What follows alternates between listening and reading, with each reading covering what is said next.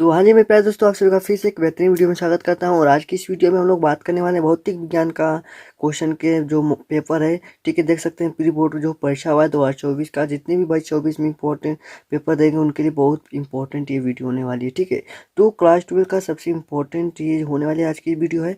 ठीक है, तो इसमें देखिए भौतिक विज्ञान का जो किस तरीके से क्वेश्चन आएंगे, कितने नंबर का क्वेश्चन होगा, कैसे कैसे आपको क्वेश्चन किस तरीके से आपको अंदाज़ा लग सकता है कि आप जब पेपर बोर्ड का देंगे, ठीक है, फरवरी में जो आपको पेपर देना है, तो किस तरीके से क्वेश्चन करेंगे कि आप अच्छे तरीके से प्राप्त कर सकते हैं अच्छे नंबर। ठीक है, तो इस पेपर के तरीके से आपको जो प्री बोर्ड हुआ है देख सकते हैं, वो अभी बहुत से स्कूल में होने वाला है प्री बोर्ड, तो उससे आपको अंदाज़ा लग सकता है किस तरीके से नंबर आप प्राप्त कर सकते हैं अच्छे नंबर। ठीक है, तो चलिए हम लोग वीडियो को स्टार्ट करते हैं। ठीक है, तो देखिए जितना बोर्ड के तरीके से पेपर निकाला गया है, जब बोर्ड जिस तरीके से बोर्ड में पूछे जाएंगे, समय भी 3 घंटा 15 मिनट है। ठीक है, 70 नंबर का पूर्णांक होता है।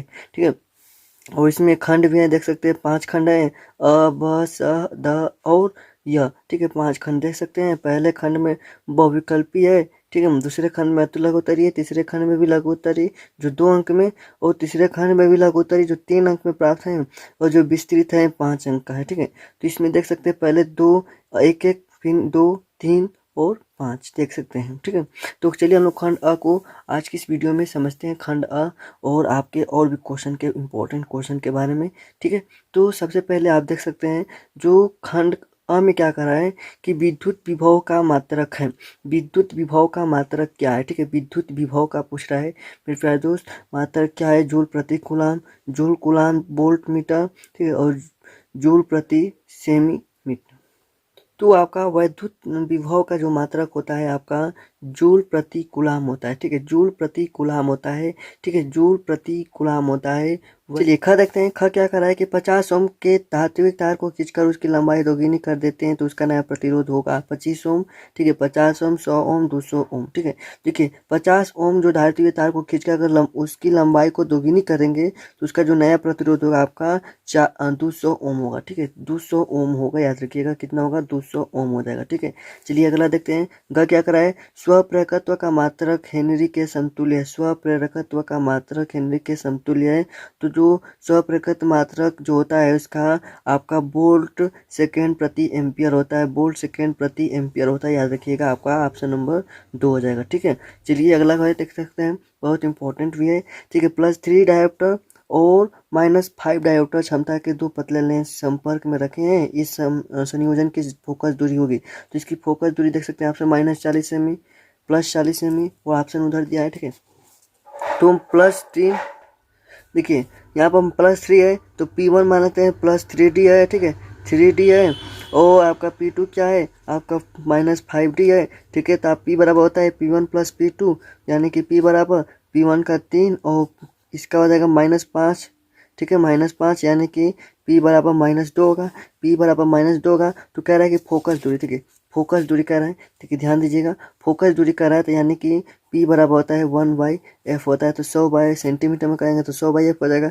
तो P बराबर होता है, ठीक है, तो जब बराबर हो जाएगा 100/P, यानी कि 100/-2 यानी कि 50। तो यानी कि यब का जो फोकस दूरी आपका -50 सेंटीमीटर हो जाएगा। ठीक है, तो आपका ऑप्शन नंबर क्या हो रहा है, देख सकते हैं ऑप्शन नंबर क्या होगा। ठीक है, आपका ऑप्शन नंबर हो जाएगा मेरे प्यारे दोस्त, आपका चौथा हो जाएगा -50 सेंटीमीटर हो जाएगा। ठीक है, चलिए एक और क्वेश्चन देख लेते हैं। संधारण क्वेश्चन है कि 2 प्रकाश तरंगों की तीव्रताओं का अनुपात 81:49 है, उनके आयामों का अनुपात होगा। तो ठीक है, आयाम, ठीक है, कह रहा है कि आयामों का अनुपात होगा, तो आयाम का अनुपात क्या होता है? I1/I2 बराबर A1² A2²। तो इसका जो दिया है तो 81/49 दिया है, A1² A2²। तो इसका निकालेंगे तो आपका 9/7 हो जाएगा, यानी कि 9:7 हो जाएगा। ठीक है, तो 9:7 हो जाएगा आपका ऑप्शन नंबर बी। ठीक है, 2 हो जाएगा 9:7। ठीक है, तो अगर क्या है PNP या NPN ट्रांजिस्टर के आधार से धारा प्रवाह होता है, तो इलेक्ट्रॉनों द्वारा, विषण द्वारा, होलो द्वारा या बहुसंख्यक वाहकों द्वारा। तो आपका जो PNP में ट्रांजिस्टर के आधार पर जो धारा प्रवाह होता है बहुसंख्यक वाहकों द्वारा, जिसमें कोटर और इलेक्ट्रॉन होते हैं। ठीक है, कोटर और मुख्य इलेक्ट्रॉन होते हैं, उनके द्वारा ये होता है। ठीक है, चलिए अभी तो हम बात कर रहे हैं आपके जो बहुविकल्पी के प्रश्न के बारे में, लेकिन हम अब बात करने वाले हैं अति लघुत्तरी प्रश्न के बारे में। जो क्वेश्चन क्या कहे, किसी माध्यम के परावैद्युतांक से आप क्या समझते हैं? यदि जल का परावैद्युतांक एकासी हो तो इसकी निरपेक्ष विद्युतशीलता कितनी होगी? ठीक है, किसी माध्यम में परावैद्युतांक से आप क्या समझते हैं? तो मेरे प्यारे दोस्त आपके लिए ला चुके हैं लिखकर, जो किसी माध्यम में परावैद्युतांक से आप क्या समझते हैं।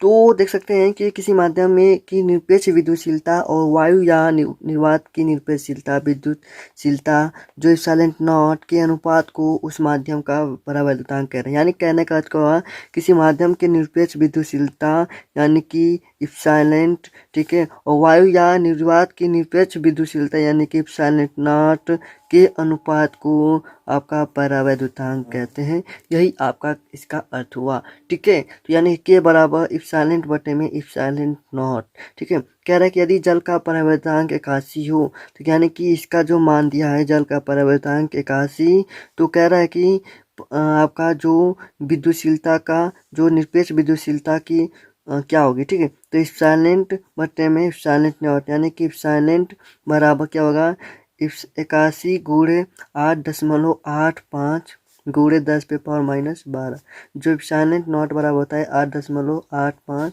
गुणे 10 पे पावर -12 होता है, ठीक है। ये होता है। अगर आप इसका गुणा करते हैं तो इप्सिलॉन बराबर इप्सिलॉन बराबर हो जाएगा आपका इप्सिलॉन बराबर 716.85 गुणे 10 पे पावर -12, यानी कि जब इस ढाल हटाएंगे तो इप्सिलॉन बराबर हो जाएगा 7.16 गुणे 10 पे पावर -10, आपका आंसर हो जाएगा, ठीक है। तो निरपेक्ष विद्युतशीलता कितनी होगी, तो 7.16 गुणे 10 पे पावर -10, ठीक है। ओके, अब अगला क्या करा है क्वेश्चन, ध्यान दीजिएगा। अगला क्वेश्चन क्या करा है कि नाभिकीय जो आपका नाभिकीय रिएक्टर में कौन सी घटना होती है, नाभिकीय रिएक्टर में कौन सी घटना होती है, सिर्फ एक नंबर वाले क्वेश्चन है, ठीक है। ध्यान दीजिएगा, नाभिकीय रिएक्टर में कौन सी घटना होती है, तो आपके नाभिकीय रिएक्टर में, ठीक है, ये लिख लीजिएगा आपका कि नाभिकीय रिएक्टर में, ठीक है, नाभिकीय रिएक्टर में नाभिकीय रिएक्टर में नाभिक विखंडन, ठीक है, विखंडन की घटना होती है, ठीक है।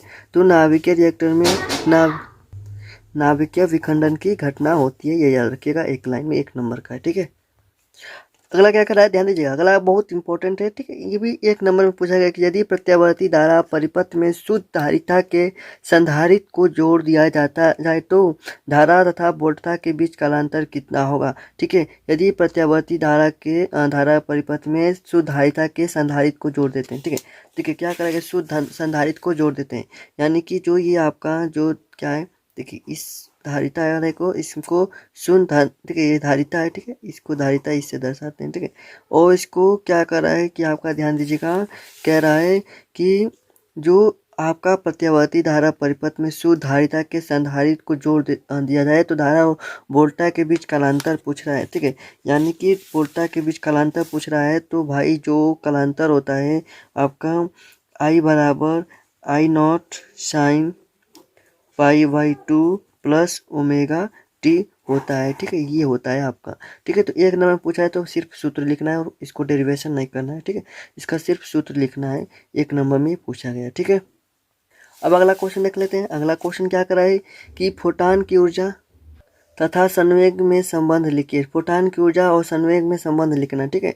तो फोटान की ऊर्जा क्या होता है, संवेग में संबंध अगर लिखना है आपको, कि आपको क्या लिखना है, आपको मेरे प्यारे दोस्त संवेग में संबंध यानी कि P बराबर H न्यू बाई C, ये होता है संबंध, P बराबर H न्यू बटे में C, ठीक है। कैसे, देखिए मान लेते हैं, माना फोटान जिसकी आवृत्ति न्यू है, ठीक है, न्यू है मान लेते हैं, यानी कि न्यू होगा, ठीक है।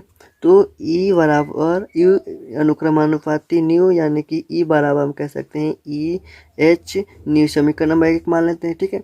कह रहा है कि आप ध्यान दीजिएगा, हम जानते हैं E बराबर mc² होता है, E बराबर mc² होता है, ठीक है। चूँकि P बराबर mc है, तो हम क्या लिख सकते हैं इसे, E बराबर, ठीक है, E बराबर ई बराबर पी सी। क्यों? क्योंकि ये अगर हम सी स्क्वायर है तो सी हटाकर एम सी की जगह पर ये लिख सकते हैं, पी लिख सकते हैं। ठीक है, एम सी की जगह पर पी लिख सकते हैं।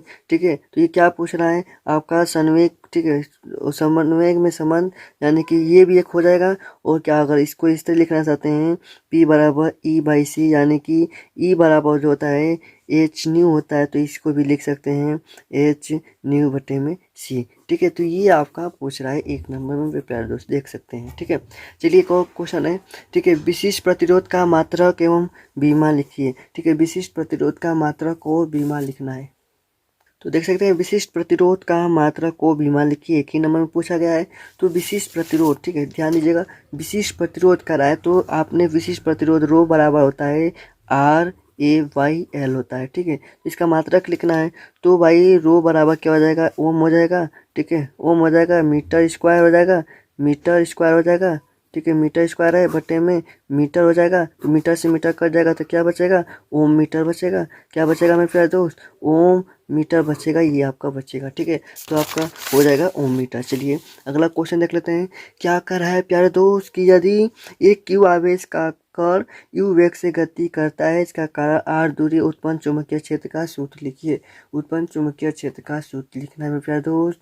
तो इसको आपको कमेंट बॉक्स में इसका सूत्र लिखना है आपको मेरे प्यारे दोस्त, इसका कमेंट बॉक्स में। ठीक है, तो मेरे प्यारे दोस्त अब आ सकते हैं खंड स में क्या करा है, सबसे महत्वपूर्ण सभी क्वेश्चन है, लेकिन इसका भी आपको सॉल्व नहीं करके दे रहा हूँ क्योंकि इस वीडियो ज़्यादा लंबा हो जाएगी। ठीक है, अगले वीडियो में इन सभी का सॉल्व दे दूंगा। ठीक है, सभी का सॉल्व कराऊंगा, लेकिन आप पहले इंपॉर्टेंट क्वेश्चन देख लीजिए कौन से क्वेश्चन आ रहे हैं। ठीक है, वो कितने नंबर का आ रहे हैं कि आप उससे अच्छे तरीके से तैयारी कर सकते हैं। ठीक है, प्रतिवर्ती धारा परिपथ में प्रेरण प्रतिघात और धात्रीय प्रतिघात का अर्थ स्पष्ट करें और दिश धारा के लिए इनका नाम बताइए। 2 नंबर में एक 2 नंबर का सवाल देख सकते हैं। ठीक है, 2 नंबर का सवाल देख सकते हैं, वो मतलब कि किस तरीके से देख सकते हैं आपको क्वेश्चन आ रहा है। ठीक है, तो ये अभी 2 नंबर के खंड से में आ रहा है, खंड द में 3 नंबर के आएंगे, खंड द में क्या आ रहे हैं 3 नंबर के क्वेश्चन आ सकते हैं। देख सकते हैं कि पहला सवाल दिया है। ठीक है, अब सूत्र का क्या करना है, व्युत्पन्न करना है आपको। ठीक है, सूत्र का व्युत्पन्न भी करना है 3 नंबर में। अब ठीक है, सब में डेरिवेशन है। ठीक है, सब में अब डेरिवेशन आपको 3 नंबर 5 नंबर